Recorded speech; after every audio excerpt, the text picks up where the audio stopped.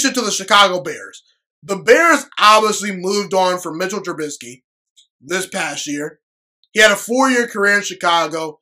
He was the former number 2 overall pick in the 2017 NFL draft, the same draft that included quarterbacks like Deshaun Watson and Patrick Mahomes, 2 of the top 5 quarterbacks in all of football.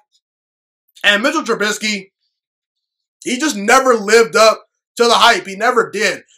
And quite frankly, I don't think he was ever going to, you know. And here's the thing.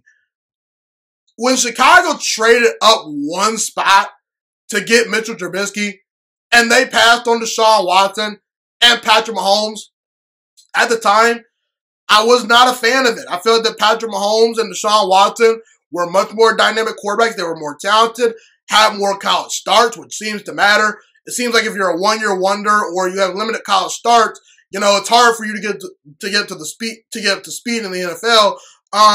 Trubisky was a one-year wonder to me with sort of an average arm. And while Trubisky did win games in Chicago, you know, his record for his career in Chicago is 29-21. That's a decent record. The reason why the Bears were winning games was because of their defense, their really good wide receiver core, and a pretty good roster overall, and an underrated coaching staff, in my opinion. Trubisky was just never quite accurate enough, had an average arm, and in Chicago, you need a strong arm quarterback to really push the football through the wind and the snowy weather at times in Chicago. And the thing about Mitchell Trubisky is you could talk about if he got screwed by the Chicago Bears or not. When I told Chicago Bears fans Mitchell Trubisky was the worst starting quarterback in all of football, they did not want to listen to me. When in hindsight, I was 100% right at the time. No matter what you think about what happened in Chicago with Mitchell Trubisky, the NFL market spoke as to what they thought about Mitchell Trubisky this past offseason. Mitch Trubisky right now is backing up Josh Allen in Buffalo. He's right now a backup quarterback. There was no market for the guy. Not a single team that needed a starting quarterback went after Mitchell Trubisky and gave him a big-time contract. Not a single team. Because everyone knows what the tape shows. Everyone knows this guy was overdrafted. Everyone knows he's one of the worst starting quarterbacks in all football. And I actually feel very bad for Mitchell Trubisky because he seems like a great guy. He seems like a guy that really tried his best to become a great quarterback in Chicago. But he was overdrafted. He was way over his head. And quite frankly, he's just not good enough.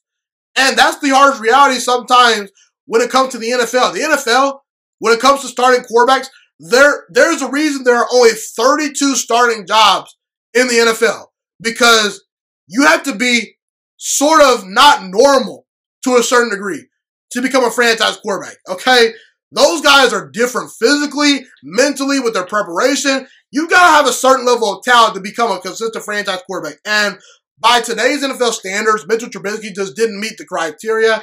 I feel bad for the guy, but Chicago moving on from Mitchell Trubisky, it was the right move. He was a whiff of a draft pick.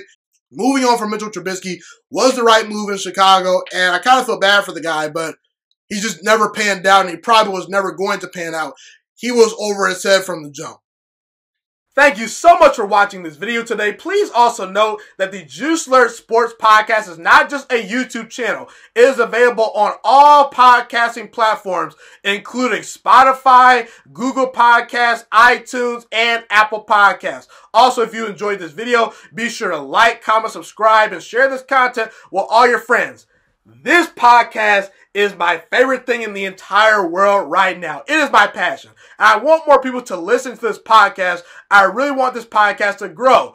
Also, a fun fact about me is that I want to go into the sports broadcasting and media world once I graduate from the University of Toledo, a college in Northern Ohio. I am looking to become one of the next great sports broadcasters and analysts out in the world.